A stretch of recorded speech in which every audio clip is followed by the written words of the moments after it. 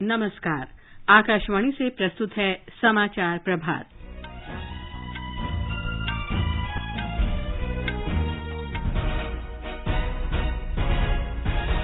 बिहार में व्यापक सुरक्षा प्रबंधों के बीच विधानसभा चुनाव के लिए पहले चरण का मतदान जारी। रक्षा मंत्री राजनाथ सिंह ने कहा, भारत और अमेरिका सभी देशों की क्षेत्रीय अखंडता और संप्रभुता बनाए रखने के लिए प्रतिबद्ध। कोविड से स्वस्थ होने की दर बढ़कर 90.62% हुई। जम्मू कश्मीर के बडगांव में मुठभेड़ के दौरान 2 आतंकवादी ढेर। और आईपीएल क्रिकेट में आज अबुधाबी में मुंबई इंडियंस का मुकाबला रॉयल चैलेंजर्स बेंगलौर से होगा।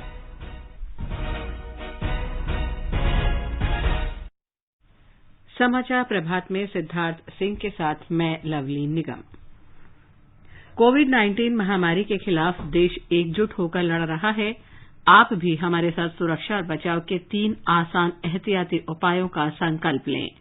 मास्क पहनें, 2 गज की दूरी है जरूरी, सुरक्षित दूरी बनाए रखें, हाथ और मुंह साफ रखें। अब समाचार विस्तार से। बिहार में विधानसभा चुनाव के पहले चरण के लिए मतदान सुबह 7 बजे से शुरू हो गया है। मतदान शाम 6 बजे तक चलेगा। इस चरण में 16 जिलों के 71 विधानसभा क्षेत्रों के लिए मतदान हो रहा है। अपर मुख्य निर्वाचन अधिकारी संजय कुमार सिंह ने आकाशवाणी समाचार को बताया कि मतदान सुचारू रूप से चल रहा है। 5:30 बजे से मॉक पोलिंग हुई थी सभी बूथों पर पैरामिलिट्री फोर्सेज हैं और कुछ चुनिंदा बूथों पर लाइव वेबकास्टिंग है। कहीं कहीं से एकाध जगहों से जहां से ईवीएम के खराब होने की सूचना है उसको तुरंत रिप्लेस किया जा रहा है। तो अभी फर्स्ट आवर है। थोड़ा बहुत कहीं कहीं 1-8% जगहों पे ईवीएम की दिक्कत आती है, उसके लिए हमारे पास पर्याप्त रिजर्व ईवीएम है और अच्छे से मतदान सभी जगह शुरू। इस चरण में 2 करोड़ 14 लाख से अधिक मतदाता अपने मताधिकार का उपयोग कर सकेंगे। 1066 उम्मीदवार चुनाव मैदान में हैं। इनमें 114 महिलाएं और 406 निर्दलीय उम्मीदवार हैं। और अब ताजा जानकारी के लिए चलते हैं गया में मौजूद हमारे संवाददाता के लाल के पास। जी के लाल, मतदान शुरू हुए लगभग 1 घंटा हो गया है। इस समय क्या स्थिति है वहां? लवलीन, मैं इस समय गया टाउन स्कूल के मतदान केंद्र संख्या 185 के पास खड़ा हूँ।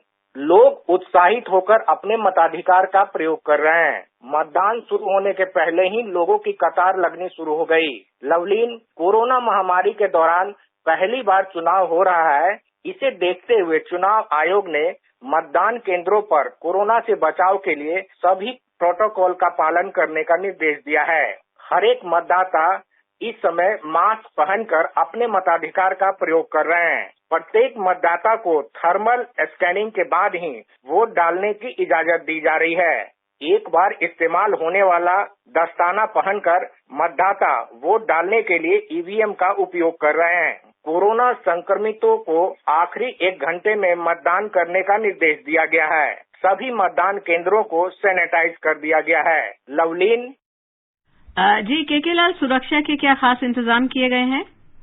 लवलीन, सुरक्षा के तगड़े इंतजाम किए गए हैं। हर एक मतदान केंद्र पर केंद्रीय अर्धसैनिक बल के जवान तैनात हैं। 35 विधानसभा क्षेत्र नक्सल प्रभावित इलाके में हैं। इसे देखते हुए विशेष सतर्कता बरती जा रही है। अनहोनी घटना को टालने के लिए संवेदनशील इलाकों में हेलीकॉप्टर के जरिए मतदान प्रक्रिया पर नजर रखी जा रही है। मतदान के दौरान दुर्घटना को देखते हुए एयर एम्बुलेंस की व्यवस्था की गई है। नक्सल प्रभावित इलाकों में छापेमारी अभियान जारी है और आने जाने वालों पर विशेष नजर रखी जा रही है। धन्यवाद के लाल इस जानकारी के लिए। इस चरण में राष्ट्रीय जनतांत्रिक गठबंधन एनडीए में भारतीय जनता पार्टी 29, जनता दल यूनाइटेड 35 और हिंदुस्तानी अवाम मोर्चा 6 सीटों पर चुनाव लड़ रहे हैं। विकासशील इंसान पार्टी ने 1 उम्मीदवार खड़ा किया है। 243 सदस्यों की बिहार विधानसभा के लिए 3 चरणों में चुनाव कराया जा रहा है। मुख्य निर्वाचन अधिकारी HR श्रीनिवास ने बताया कि आज जिन 71 सीटों के लिए वोट डाले जा रहे हैं उनमें 35 नक्सल प्रभावित क्षेत्रों से हैं। नक्सलग्रस्त 4 विधानसभा क्षेत्र चैनपुर, नबीनगर, कुटुंबा और रफीगंज में 3 बजे तक और अरवल, कुर्था, जहानाबाद, घोसी और मखदुमपुर में शाम 5 बजे तक वोट डाले जाएंगे। शेष 26 नक्सल पीड़ित क्षेत्रों में मतदान शाम 4 बजे तक चलेगा। बिहार में आज भारतीय जनता पार्टी के वरिष्ठ नेता और प्रधानमंत्री नरेंद्र मोदी दरभंगा, मुजफ्फरपुर और पटना में रैली को संबोधित करेंगे। बिहार चुनाव के मद्देनजर ये उनका दूसरा दौरा है। प्रधानमंत्री के दौरे को देखते हुए सुरक्षा के कड़े प्रबंध किए गए हैं। कांग्रेस के वरिष्ठ नेता राहुल गांधी भी वाल्मीकिनगर और दरभंगा के कुशेश्वर थान में चुनावी रैली को संबोधित करेंगे। राज्य में दूसरे और तीसरे चरण का चुनाव प्रचार तेज हो गया है। राष्ट्रीय जनता दल, कांग्रेस और वामपंथी दलों सहित कई पार्टियों के स्टार प्रचारक और वरिष्ठ नेता जनसभाएं कर रहे हैं। दूसरे चरण में मतदान 3 नवंबर को, जबकि तीसरे और अंतिम चरण के लिए 7 नवंबर को वोट डाले जाएंगे। कर्नाटक में विधान परिषद की 4 सीटों के लिए आज चुनाव हो रहा है। मतदान शाम के 5 बजे तक चलेगा। कोविड-19 महामारी के कारण मतदेय स्थलों पर सभी एहतियाती उपाय किए गए हैं। हमारे संवाददाता ने बताया है कि दक्षिण पूर्वी स्नातक, पश्चिम स्नातक, उत्तर पूर्वी शिक्षक और बंगलुरु शिक्षक क्षेत्रों में चुनाव हो रहा है। इसमें 40 उम्मीदवार चुनाव मैदान में हैं और 2,34,718 मतदाता वोट डालेंगे। मतगणना 2 नवंबर को होगी। इस समय उच्च सदन के कुल 75 सदस्यों में से भारतीय जनता पार्टी के 27 सदस्य हैं। इसके अलावा कांग्रेस के 29, जनता दल सेकुलर के 14 और एक निर्दलीय सदस्य है। इन चारों सीटों के लिए सभी राजनीतिक दलों ने अपने अपने उम्मीदवार उतारे हैं। आज इन क्षेत्रों में अवकाश घोषित किया गया है और 549 मतदान केंद्रों पर वोट डाले जा रहे हैं। ये चुनाव 4 सदस्यों का कार्यकाल समाप्त होने के बाद कराया जा रहा है। मध्य प्रदेश में विधानसभा की 28 सीटों पर होने वाले उपचुनाव के लिए प्रचार चरम पर है। वहीं चुनाव आयोग भी निष्पक्ष चुनाव के साथ साथ अधिकतम मतदान सुनिश्चित कराने के लिए हर संभव प्रयास कर रहा है। राज्य में 3 नवंबर को मतदान होगा और मतगणना 10 नवंबर को होगी। ब्यौरा हमारी संवाददाता से। मध्य प्रदेश के 19 जिलों के 28 विधानसभा क्षेत्रों में हो रहे इन चुनावों में कुल 355 उम्मीदवार मैदान में हैं। इनमें 22 महिला उम्मीदवार हैं, जबकि 333 पुरुष उम्मीदवार हैं। सबसे ज्यादा 38 प्रत्याशी भिंड जिले के महगांव विधानसभा क्षेत्र में हैं, जबकि सबसे कम 3 उम्मीदवार धार जिले की बदनावर विधानसभा सीट पर हैं। मध्य प्रदेश उपचुनाव में मतदान के कुछ दिन शेष रह गए हैं। ऐसे में अब चुनाव आयोग भी सख्त होता जा रहा है। विवादित बयानों को लेकर पूर्व मुख्यमंत्री कमलनाथ के बाद अब चुनाव आयोग ने भाजपा प्रत्याशी इमरती देवी को उनके एक बयान पर नोटिस जारी किया है। उनसे 48 घंटे में नोटिस का जवाब मांगा गया है। वहीं स्वीप गतिविधियों के जरिए मतदाताओं को मतदान केंद्र की सुविधाओं के बारे में बताया जा रहा है, जिससे वे कोविड-19 महामारी से डरे नहीं और निर्भय होकर मतदान कर सकें। संजीव शर्मा, आकाशवाणी समाचार, भोपाल। भारत और अमेरिका के रक्षा और विदेश मंत्रियों की तीसरी 2+2 मंत्री स्तरीय वार्ता में कल नई दिल्ली में ऐतिहासिक बुनियादी आदान प्रदान और सहयोग समझौते BECA पर हस्ताक्षर किए गए। रक्षा मंत्री राजनाथ सिंह और विदेश मंत्री डॉक्टर एस जयशंकर ने भारतीय शिष्टमंडल का नेतृत्व किया, जबकि अमेरिका की ओर से शिष्टमंडल का नेतृत्व वहां के विदेश मंत्री माइक पोम्पियो और रक्षा मंत्री मार्क एस्पर ने किया। बैठक के बाद एक प्रेस वक्तव्य में रक्षा मंत्री राजनाथ सिंह ने कहा कि दोनों देशों ने द्विपक्षीय और बहुपक्षीय सहयोग के विभिन्न पहलुओं पर विस्तृत चर्चा की।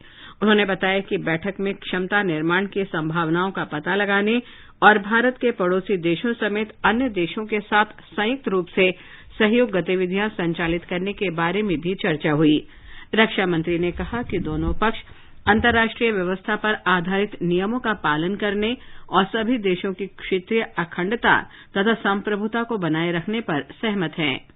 We reaffirm our commitment to peace, stability and prosperity of all countries in the region. We also agreed that upholding the rules-based international order, respecting the rule of law and freedom of navigation in the international seas, and upholding the territorial integrity and the sovereignty of all states are essential.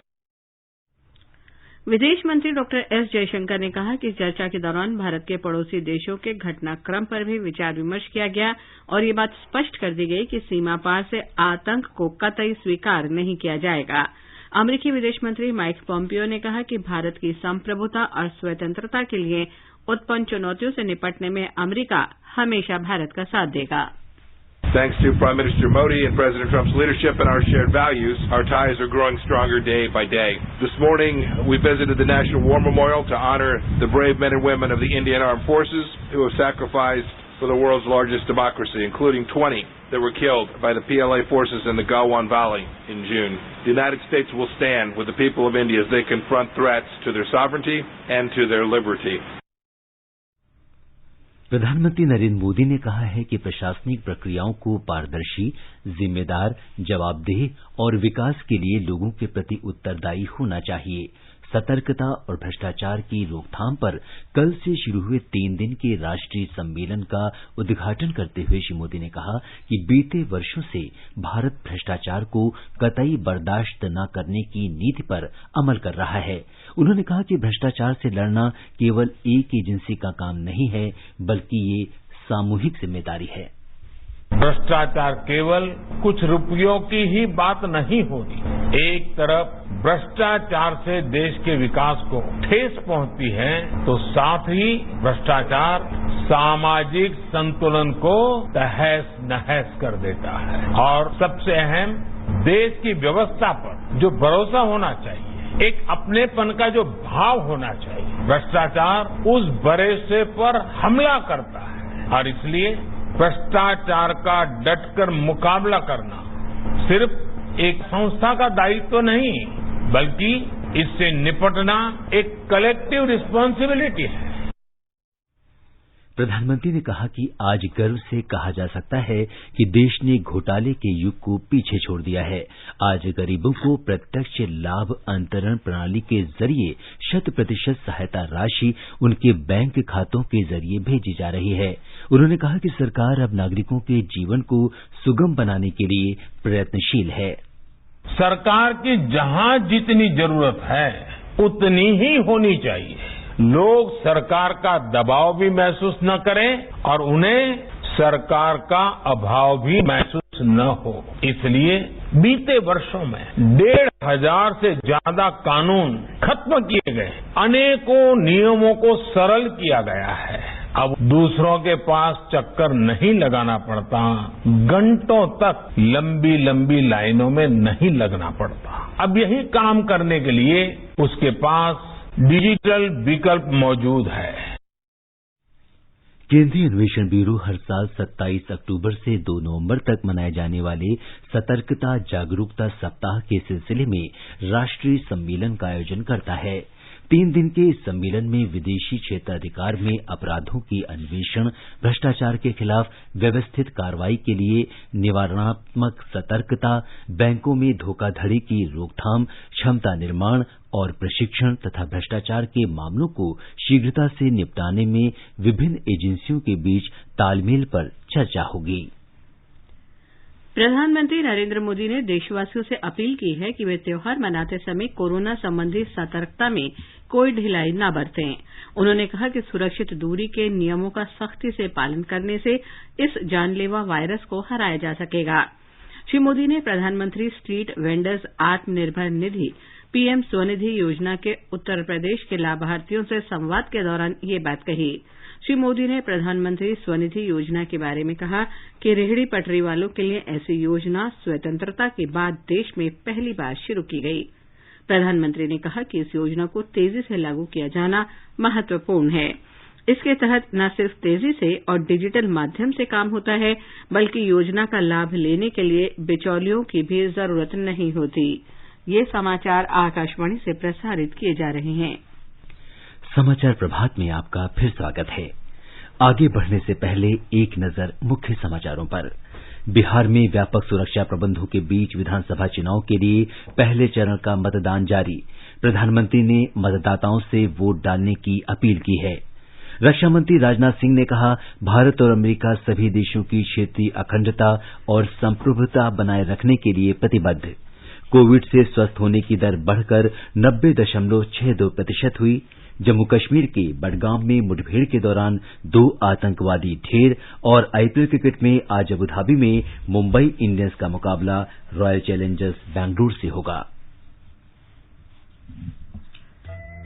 Bharat में कोविड-19 महामारी से ठीक हुए रोगियों की संख्या 72 लाख से अधिक हो गई है और स्वस्थ होने की दर 90.62% हो गई है।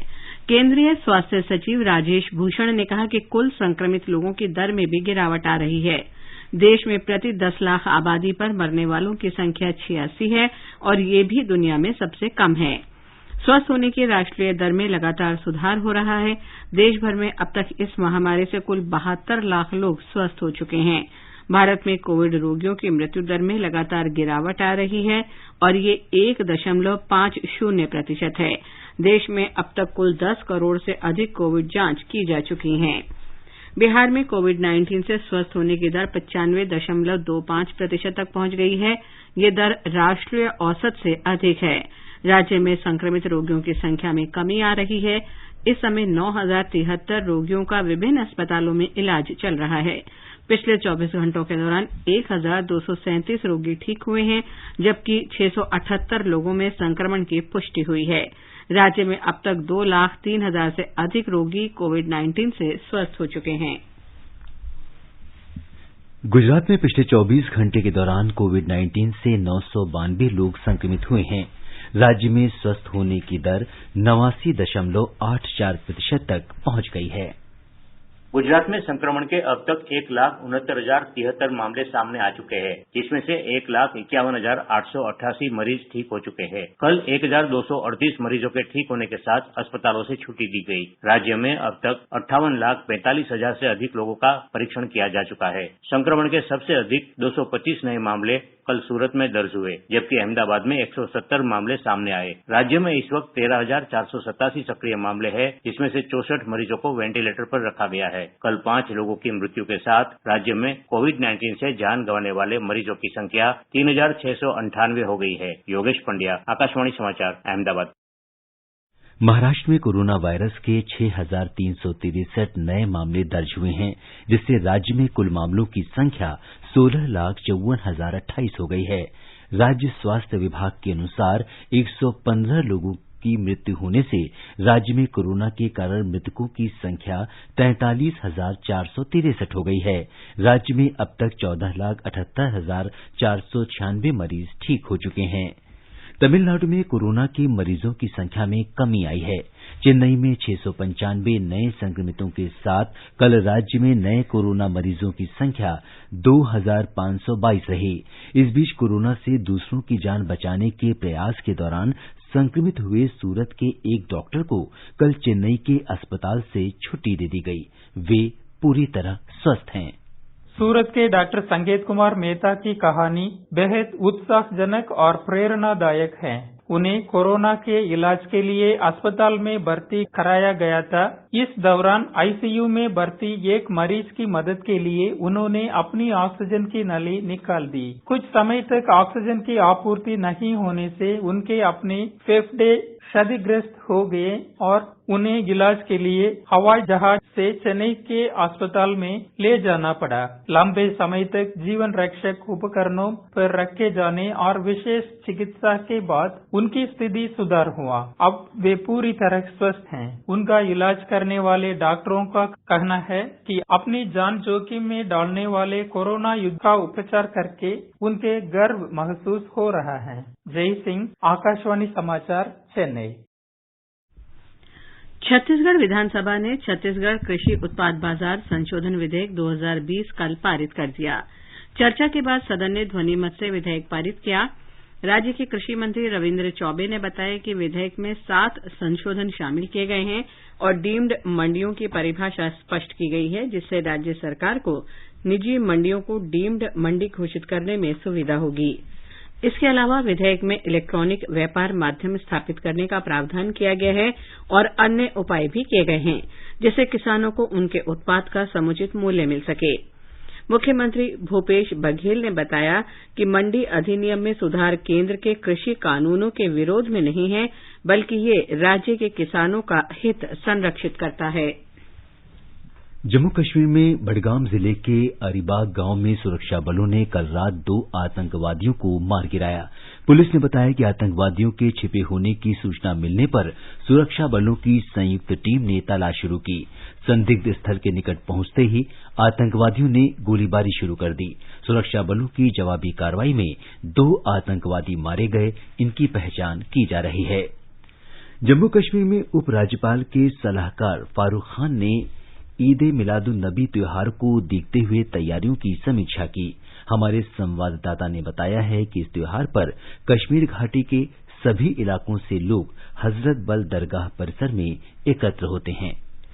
पैगंबर मोहम्मद सल्लल्लाहु अलैहि वसल्लम के पवित्र अविशेष मोए मुकद्दस को ईद उल मिलादुन नबी उत्सव के सभी 5 नमाजों के दौरान प्रदर्शित किया जाएगा और कोई रात लंबी प्रार्थना कोविड-19 महामारी के मद्देनजर दरगाह हजरत बल में आयोजित नहीं की जाएगी। सलाहकार फारूक अहमद खान ने कहा कि कश्मीर घाटी में कोविड-19 महामारी को देखते हुए काफी व्यवस्थाएं और उपाय किए गए हैं ताकि श्रद्धालुओं को कम से कम कठिनाइयों का सामना करना पड़े। उन्होंने वक्फ अधिकारियों और धर्मस्थल प्रबंधन के लोगों की सुविधा के लिए स्वयं सेवकों की व्यवस्था करने का निर्देश दिया ताकि प्रार्थना के दौरान सामाजिक दूरियां बनाई जा सके। उन्होंने पवित्र दरगाह के अंदर जाकर जम्मू कश्मीर के नागरिकों के लिए शांति, प्रगति, समृद्धि और खुशहाली की भी कामना की। श्रीनगर से आकाशवाणी समाचार के लिए मैं सुनील कौल।